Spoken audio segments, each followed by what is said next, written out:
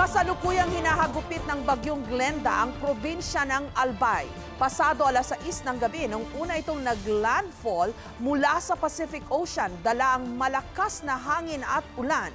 Mabuti at maagang nakapag-evacuate ang ilang residente. May report si Steve Dailisa. Nagngangalit ang alon. Walang patid sa pagsayaw sa bugso ng hangin ng mga puno na sinasabayan ng buhos ng ulan. Patikim pa lang ito ng paparating pa lang na bagyong si Glenda pasado alas 4 ng hapon dito sa probinsya ng Albay. Isa itong San Roque sa mga coastal barangay dito sa Legazpi City. Karamihan sa mga residente dito sa Dalampasigan, nilisa na yung kanilang mga tahanan. Tanging mga lalaki na lamang inaiwan. Inaantabayanan nila yung paglaki pa nitong mga alon mangyari kasi low tide pa sa ngayon. Pero kapag nag-high tide at sinabayan ng malakas na ihip ng hangin, kapag inaabot na yung mismong basketball court, hudyat na raw yon para sila lumikas. Ang lalaking ito pilit pang inaayos ang bubungan para dili pa rin. Bago nito sa bayan ng Ginobatan, sunod-sunod ang pagdating ng mga truck. Mga babae, nakatatanda at bata ang unang isinasakay para dalhin sa evacuation site.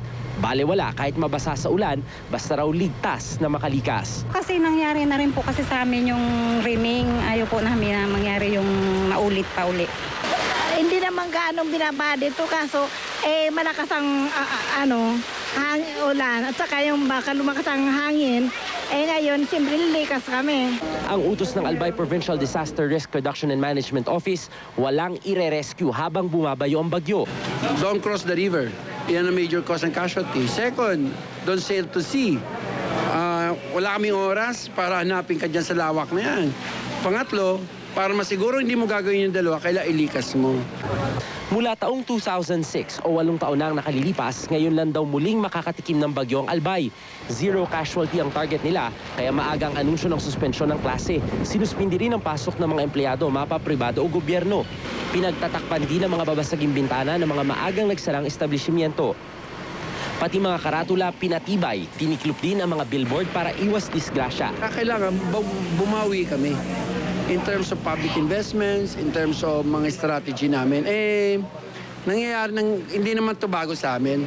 So yung pag-adjust na ekonomiya para doon, hindi naman sa pinupospone namin yung gutom namin. Hindi man pwede yun. So ang ginagawa lang namin, iba muna ang ginagamit, pero babalik din kami sa normal. Kumpara dati, may sarili ng evacuation center ang marami sa mga bayan, kaya hindi na magsisiksikan sa mga classroom. Ayos po ang tubig dito. Tapos maganda ang CR, tiles ang CR. Tulugan namin tiles ang saig. Okay po, komportable kami rito.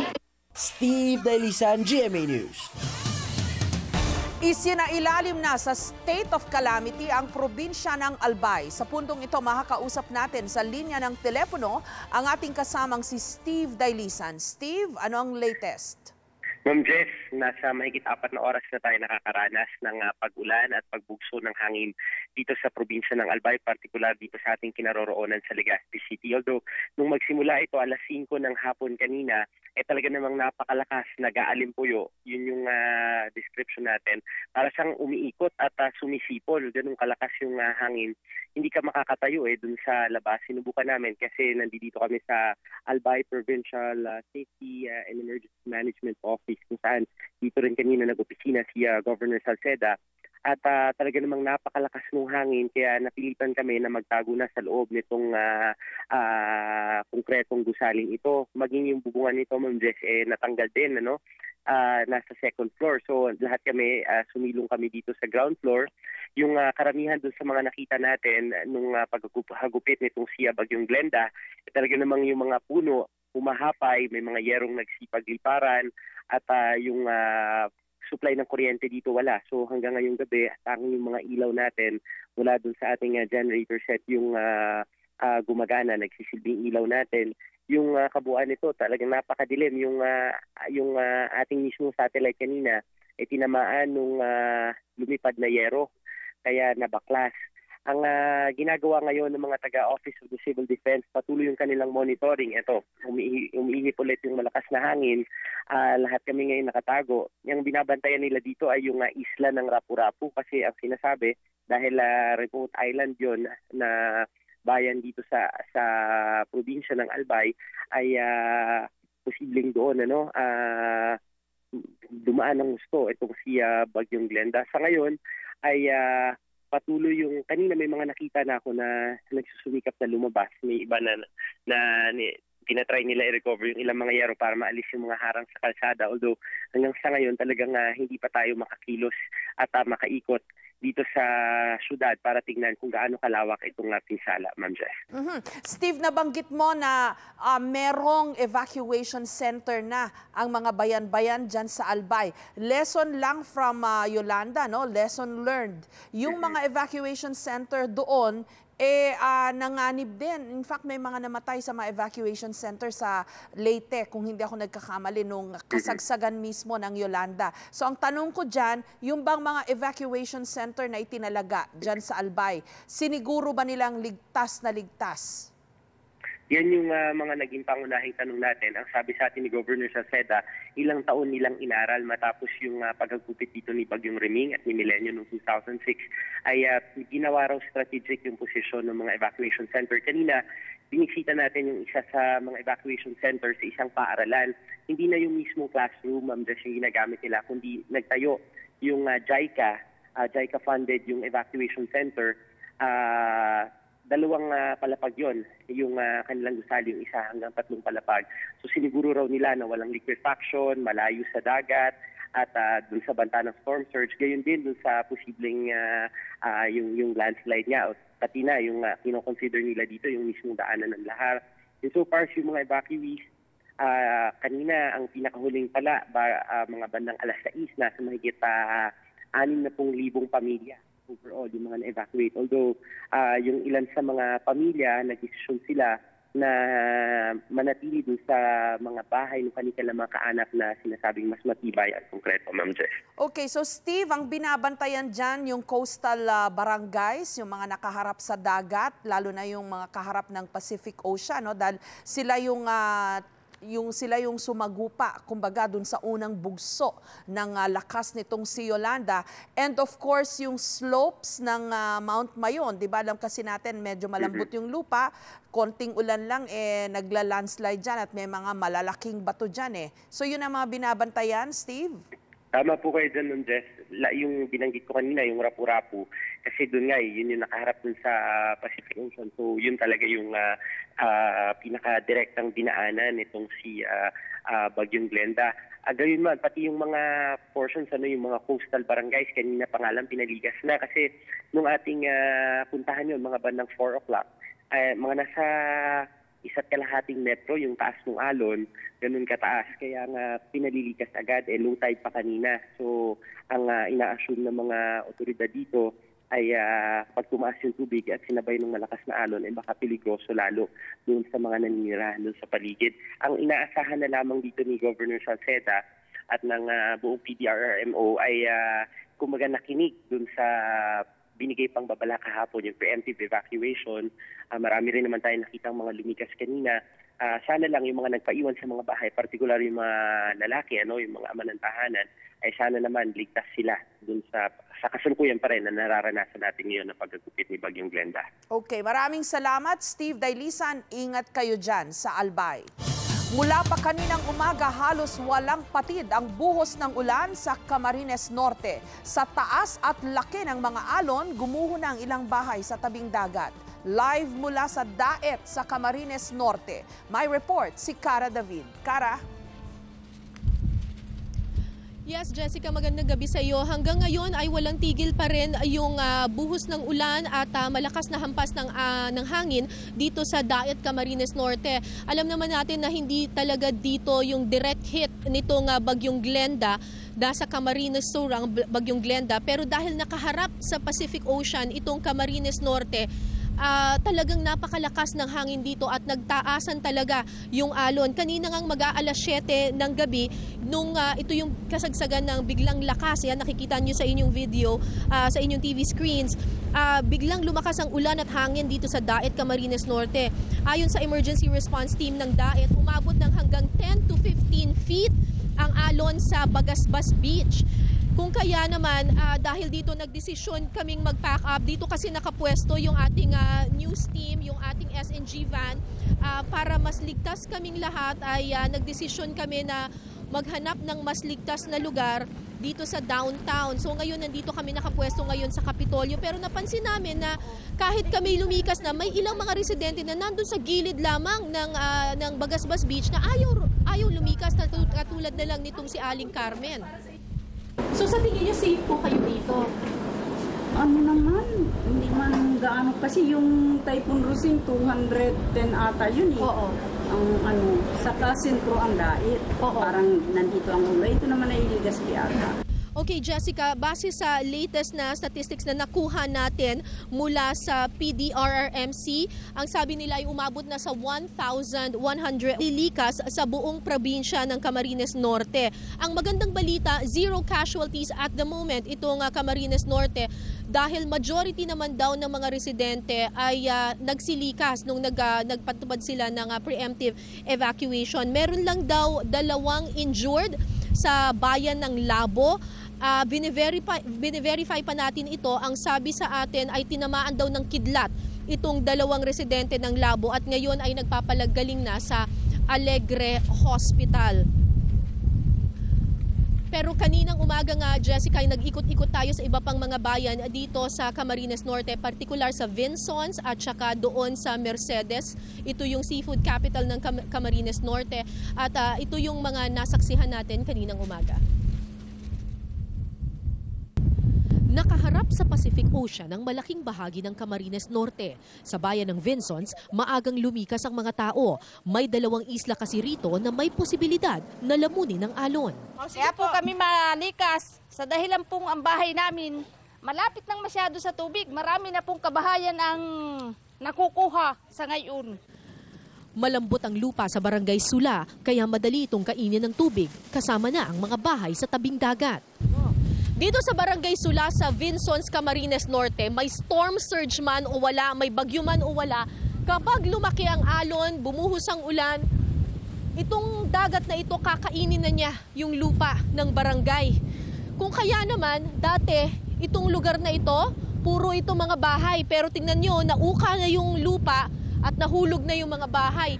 Itong bahay na ito ngayon lang, nung lumakas yung ulan dito dahil sa bagyong Glenda, ngayon lang nasira ito. Hi sir, kumusta po? Kailan po bumagsak ng bahay ninyo? Kaninang umaga lang po. Kaninang umaga? Ano po ginagawa nyo? Bakit parang tinatalian nyo pa po? Para po hindi po maanod yung mga mga yero po. Paano po ngayon may bagyong Glenda? Ayun po mga tao pinalikas na namin. Kaya lang po yung ilan-ilan may matitigas ang ulo. Sa bayan ng Mercedes, storm surge din ang kinatatakutan ng mga tao. Sariwa pa sa alaala ng ilan ng pinsala noon ng Bagyong Rosing noong taong 1995. Tinangay ng dagat ang ilang bahay at kinain ang lupa sa ilalim. Pero sa pagdating ng Bagyong Glenda, mas kampante na ang mga taga-Mercedes. May breakwater o seawall na kasing itinayo para mapigilan ang puwersa ng storm surge. Pangingisda ang tanging ikinabubuhay ng mga taga-Mercedes. Ngayong may bagyo, pinagbawalan silang maglayag. Pero may ilan pa ring pinilit na mangisda. Delikado nga po, pero mas delikado po kung mamatay ang pamilya namin. Hindi kami hanap buhay.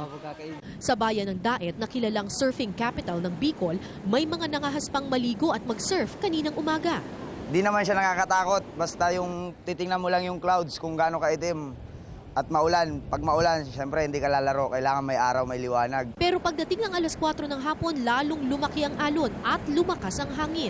Pinagbawalan na ang lahat na mag-surf at maligo sa dagat. Ayon sa mga taga rito, kung tutuusin, pangkaraniwan pa raw sa kanila ang ganitong taas ng alon, lalo na kung panahon ng amihan.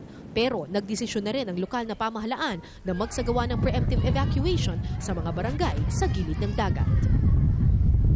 Hanggang sa mga oras na ito ay nagsasagawa pa rin ng pag-evacuate or paglilikas yung provincial government ng Camarines Norte. Kani-kanina lamang ay may 2 truck ng militar at saka ng probinsya ang umalis kanina para mag-ikot pa doon sa mga coastal barangays at mag-evacuate pa ng mga taong matitigas. Sadyang matitigas yung ulo at ayaw pa rin lumikas sa kani-kanilang mga tahanan. Jessica? Kara, lesson learned from Yolanda, pagka signal number 2 sa isang lugar or higher, syempre signal number 3, talagang mas mataas daw ang possibility na magkaroon ng daluyong o storm surge. At saka depende rin daw yan, sabi ni Mang Tani, dun sa slope ng shoreline. Nakita ko yung barangay na pinuntahan mo, yung along the coast, no? Medyo mababa. Siguro, at saka pagka mababa yung elevation ng coastal barangay, yan, nanganganib talaga yan na umakyat yung tubig dagat. At saka depende nga raw sa slope. Right. Jessica, kanina doon sa Mercedes, nung nagpunta tayo, ang kinonfirm sa atin ng mga residente doon na talagang nagkakaroon ng daluyong doon at ng storm surge. In fact, noong 1995, nung kasagsagan ng Bagyong Rosing, talagang nilamon ng alon yung kanilang munisipalidad doon, lalo na yung mga coastal barangays. Kasi nga, gaya ng sinabi mo, sloping siya, gradual yung slope nung dagat, kaya talagang yung energy ng storm surge malakas talaga at tumatabon. Pero dito sa Daet, ang sabi sa atin ng mga eksperto dito, kahit paano nagsisave or nagliligtas dito sa Daet is that there is a 15-hectare coral reef dito sa Daet.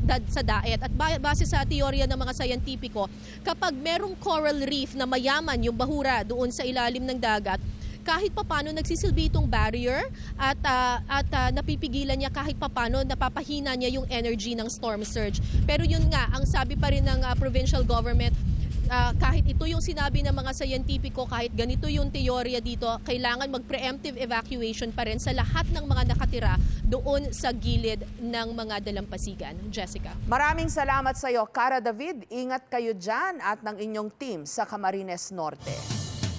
Sa punto pong ito, makakausap natin si Albay Governor Joey Salceda. Magandang gabi po, Governor. Yeah, magandang gabi po. Idol ko po. Ako, kumusta ho kayo? Okay po ba kayo? How are you holding up? Actually, nakabuo na po kami ng disaster assessment team at yung teams para buuin po yung aming fast recovery program para mabalik kagad sa normal. Bukas umaga, gusto ko lahat ng mga biyahe normal na. At tinawagan ko na yung mga schools ng mga walang sira na dapat may classes sila bukas.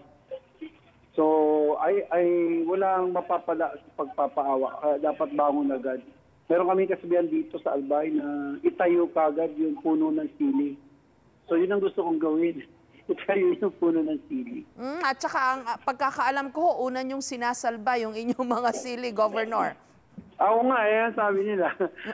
Pero sa ngayon po,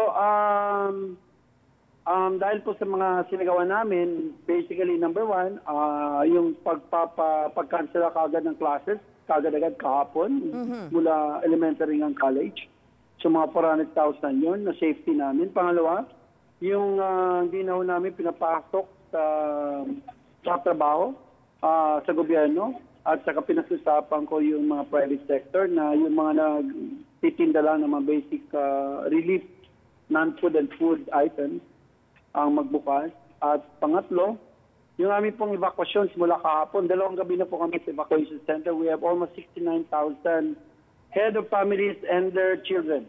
Basically, ang nasa mga evacuation centers ko. So 9:30 or 9:25, wala pa akong report ng casualty at wala akong missing person.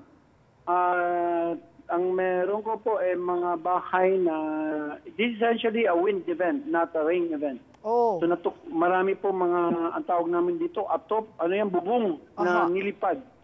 So katulad ng munisipyo ng Pulangi, nilipad po yung bubong.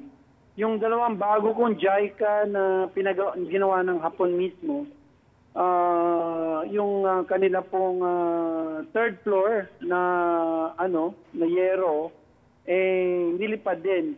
Pero yung applicant po na, kasi we have permanent evacuation centers in Albay na pag mga itong oras, automatic ang gamit namin, hindi po sila sa DepEd. Lahat yun po semento o ang tawag diyan, So walang sira doon. So nandun pa po yung mga evacuees ngayon. It's good to hear, Governor, no, na meron kayong parang ano ho bang tawag doon, philosophy na hindi pwedeng maging biktima ang inyong mga kababayan pagka ganito hong may kalamidad. Ang tawag yun, lahat ng tao may dignity. At kasama sa dignity na kasi ang namamatay during disaster, mahihirap. Kasi wala silang capacity na to save themselves. So, duty ng Estado o ng local government na to make up for that lack of capacity among the vulnerable. So, yun ang ginagawa namin. At talagang tinutulahan namin po. Kasi 85% ng namamatay during disaster ay mahirap, bata, elderly. The rest, yung 15% siguro, yung tatanga-tangang mayaman. Nako. So, yun po. Kaya, pero kami naman, ayaw namin nun. So, bawal ang tatanga-tangang mayaman. So, kailangan kahit hindi nila, katulad, kahit kung ang bahay, kahit mayaman ka, maganda bahay mo, nasa danger zone ka, ay aalisin ka namin. At saka, Gov, kung mababanggit ko lang, mukhang praktisado po ang Albay. Kasi madalas nga rin ho kayong dalawin, hindi lang ng bagyo. Meron pa kayong bulkan dyan na mayat maya nag-aalboroto. Yung last practice namin is 2009. Actually, ito po yung unang bagyo namin since 2006. Sa Riming at Milenyo. So, actually, ang last na local, yung dito mismo, ay yung po yung pagputok naman yung 2009. So, in the middle of it, nagkaroon kami 11 practice dahil ang ginagawa namin para ma-build up po, ma-flex yung muscle ng aming pong mga inorganized na mga disaster teams, management teams, communication teams, lahat po ng mga necessary na mga units para po sa effective disaster management operation. Pupunta kami po sa ibang lugar, katulad po sa Yulngan, sa Bohol, sa Yolanda, sa Sendong. So, yun. Kaya po nagkakaroon po kami ng patuloy na parang exercise o drill. So, pag ganito na sa amin na mismo nangyayari, alam po ng lahat po anong gagawin. Okay. So, sabi nyo ho, this is a wind event. Hindi ho gaanong malakas ang ulan? Gayon pa man, Gov, ano hong mga areas ba ang masusi nyo hong binabantayan? Tama ho ba yung nabanggit ko kanina, coastal areas? At saka ito hong nasa mga slopes ng, Mount Mayon. Tama po ba? Basically po, para sa wind event po, yan po yung mga bahay, na made of light material. Basically, mga mahirap yan. So, pangalawa, yung mga nakatira po sa tabi ng dagat, para sa storm surge. Pero binabantayan pa rin namin kasi may ulan pa rin siya. Kaya yung aming pong flood plains ng West Libon, Pulangi and Malinaw, pati po yung Lahar areas namin dahil yung talagang siksik, almost 4 hours lang dito sa amin yung bagyo. Pero dala na lahat yung tubig saka yung hangin. Subaha gumalaw po yung Lahar deposit doon po sa laylayan na Mayon. Kaya yung simula, Ginubatan, Kamalig, Daraga, Legazpi, kahapon pa po sila nasa loob ng evacuation centers nasa Kapara Santo Domingo. Tapos yung landslide po niya, ang importante na naman po dito, alam na po ng mga barangay officials na pag sinabi namin itong event na to, ito ang concern, alam na nila kung landslide sila, wind sila, o lahar sila, o baha sila. So, tuloy-tuloy naman po yung training sa kanila. Alos 2 barangay, bawat araw, tinitraining namin dito, paulit-ulit. Kasi paulit-ulit din ang election. So, paulit-ulit din po kami mag-train. Okay, maraming salamat po. Governor Joey. At saka pala, sige lang po. Jessica, nag-declare na po ako ng state of calamity kanina. Upon the request ng mga component LGUs ko, at saka ng advice po ng OCD para po yung mas mapabilis po yung recovery ng Albay sa epekto po ng Glenda. Although sinasabi ko gusto na namin magsimula bukas, may mga damages po talaga ng mga substantial in certain sectors of our society. So we already formed the team na kung saan po gagamitin ang state of calamity po ito. Opo, at nai-report na rin ho namin kanina pa dito sa State of the Nation yung inyo pong declaration of state of calamity for Albay. Salamat din po, Governor Joey Salceda ng Albay. Salamat, Ma'am Jessica. Jessica na lang po, Governor, at ingat ho kayo dyan. Samantala, pampito na ang Typhoon Glenda sa mga bagyong pumasok sa PAR o Philippine Area of Responsibility ngayong taon. 20 bagyo ang pumapasok sa PAR taon-taon. 8 o 9 dito ang nagla-landfall o tumatama sa kalupaan. Bahagi kasi ang Pilipinas ng Northwest Pacific Basin, ang pinaka-aktibong tropical cyclone basin sa buong mundo. Tropical cyclone ang tawag kapag lumakas ang low pressure system na namuo sa tropical oceans. Iba-iba ang tawag sa tropical cyclone. Depende sa lakas ng dalang hangin. Sa Atlantic Ocean, hurricane naman ang tawag sa isang typhoon. Nakaranas ng 32 tropical cyclones ang Pilipinas noong 1993, ang pinakamaraming bilang ng tropical cyclones sa kasaysayan ng ating bansa. Pinakakaunti naman noong 1998 na 11.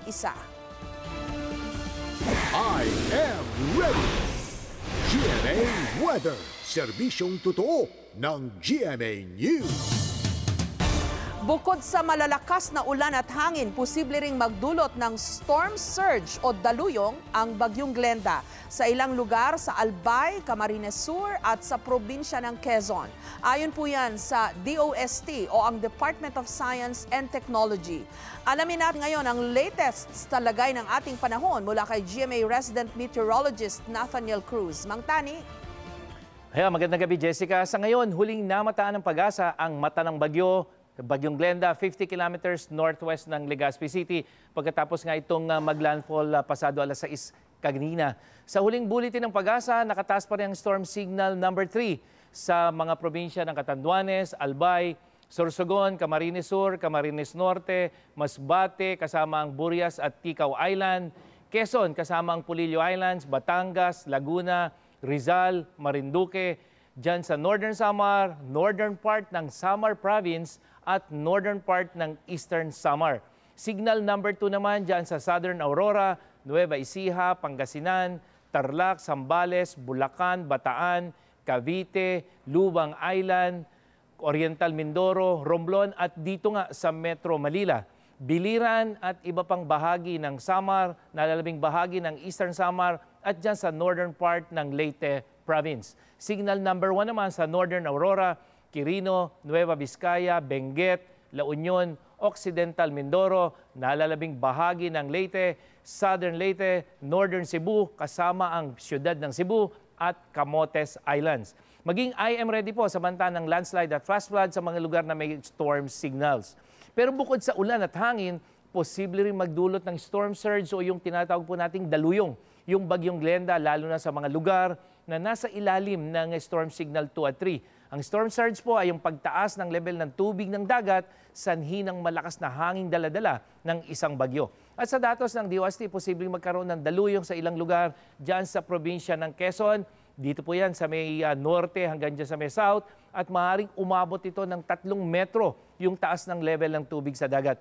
Posible ring makaranas ng daluyong ng ilang lugar dyan sa Kamsur na ngayon ay nakakaranas ng malakas na hangin at dyan po sa ibang bahagi ng Albay. At pwede rin magkadaluyong dito po sa may Las Piñas o dyan sa Maynila, Nabotas at Parañaque, kasama na ang ilang bahagi ng Bataan at dyan sa may Pampanga. At aabot naman sa 2 metro o katumbas ng isang palapag na bahay ang itataas ang level ng tubig dyan po sa karagatan o dyan sa may Manila Bay.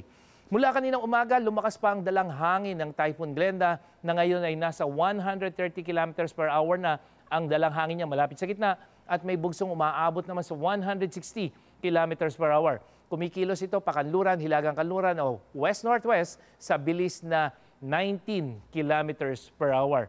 Base sa track ng Pag-asa, pagkatapos na maglandfall nga itong bagyo, dadaan yan sa may probinsya ng Albay, posibleng tumuloy dyan sa may Camarines Sur, tapos dadaan dito sa may Ragay Gulf, tatawid ng Quezon, muli po ay babaybayin yan itong mga probinsya ng Laguna, kasama ang Rizal, At Metro Manila po yan, posible bukas ng umaga o bago mananghali at alas 2 ng hapon nandito sa may Bataan, dadaan ng Zambales, papunta dito sa may West Philippine Sea. Mula ngayong gabi hanggang bukas, magpapatuloy ang ulan dito sa Luzon at dyan sa ibang bahagi ng Visayas, katamtaman hanggang sa matitinding ulan po ang dala ng bagyong Glenda. At kabilang din sa makararanas niyan ay ang Metro Manila mula ngayong gabi o madaling araw. Kaya mga kapuso, maging I am ready po tayo. Jessica? Mang Tani, naibugso na ba nitong si Glenda yung kalakasan ng kanyang hangin? Hihina na ho ba ito? Kasi medyo nakaka-concern lang, medyo highly populated areas yung mga dadaanan po niya. Tama yun, Jessica. At yun yung binabantayan natin dahil definitely, yan habang namamaybay yan sa lupa, posibleng maranasan yan yung paghina. Pero nabanggit natin na may posibilidad na yan ay dumaan doon sa isang maliit na bahagi ng Bicol tsaka pagitan ng Quezon na kung saan may dagat. At yun yung pangkaraniwang nangyayari kasi, Jessica, na pag dumaan sa Bicol, dadaan dito sa may Ragay Gulf, bahagyang makakabawi ng lakas yan, kaya mamaintain pa rin yan yung typhoon intensity niya, tatawid uli ng Quezon, posibleng tuloy-tuloy yan. Kaya pagdating sa Metro Manila o dito sa mga mataong lugar ng Southern Luzon, tuloy-tuloy pa rin yung lakas niya na isang typhoon. Mang Tani, ano ho ba ito? Mabilis kumilos para madali rin lang siyang dumaan o medyo nagtatagal? Ano ho ang behavior nitong bagyong ito? Bahagyang bumagal siya, Jessica, kasi kung kahapon ito ay tumatakbo ng halos 30 o 25 kilometers per hour, pero nung mag-landfall siya at kanina nga ay 19 kilometers per hour. Hindi naman ito kabilisan at hindi rin ito mabagal. Kasi kung ito ay mabagal, mas lalong delikado yan. Dahil malakas yung hangin mo, tapos mabagal yung takbo mo, siguradong mas maraming mapipinsala yan.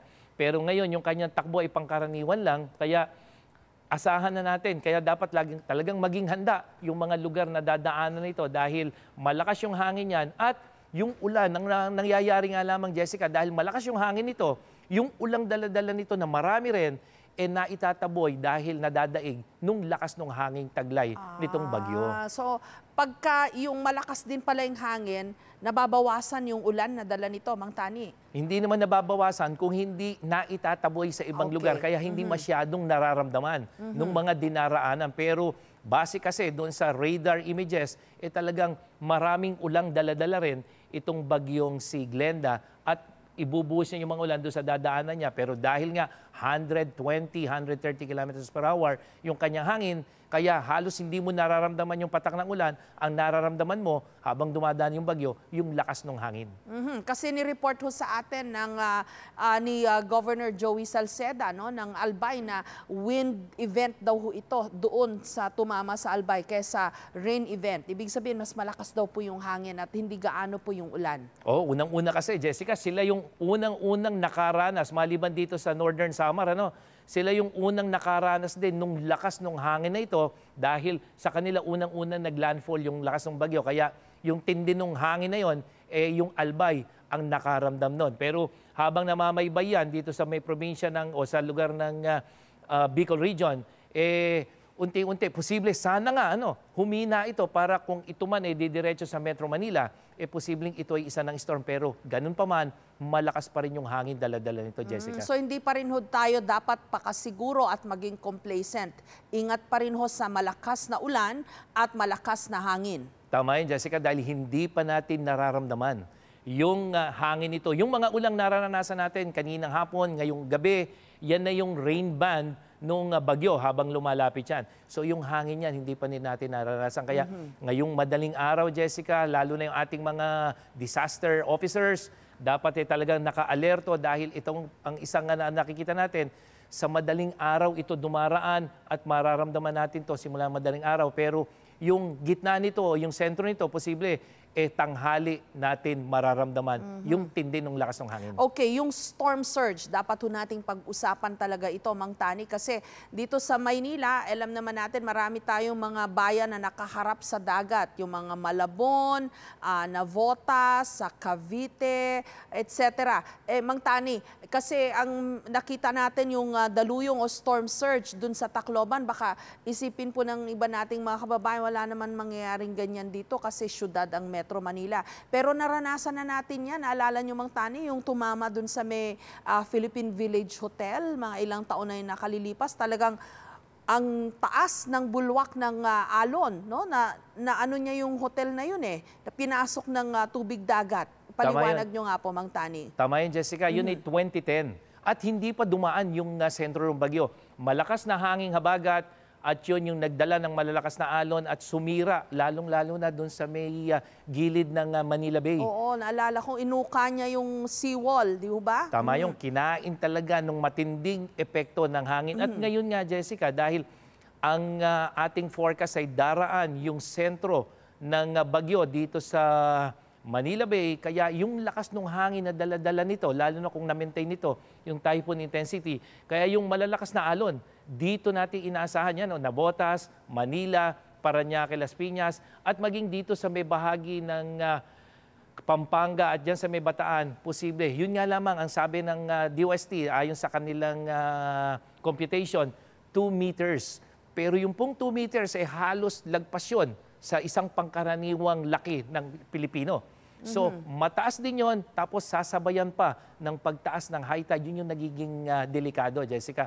Yung high tide mo mataas, tapos dadagdagan mo ng storm surge, kaya yung mga lugar na dapat hindi binabaha, katulad, pero dito alam mo naman yung Navotas, Malabon, kahit na walang ulan dyan, pag tumaas yung tide, talaga nakakabaha. Lalo na ngayon na meron pa tayong isang storm surge na inaasahan. Kaya pag-iingatan dyan, malakas na hangin, malakas na ulan, at itong daluyong o yung storm surge. Ulitin nga ho natin, Mang Tani, hindi porket sa Metro Manila ho tayo, hindi mangyayari sa atin yung nangyari po sa Tacloban o sa Leyte at sa Samar. Pwede hong umakyat yung tubig dagat. Although marami ng karanasan na ganyan ng mga kababayan natin, pero talaga lang siguro walang choice yung iba dahil very highly populated areas din itong Malabon, Navotas, marami tayong mga kababayan nakatira dun mismo sa pampang ng dagat. Magsilikas na po muna kasi mataas daw po ang possibility ng daluyong o storm surge. Aakyat ho yung dagat dyan sa inyong mga komunidad o sa inyo pong mga barangay.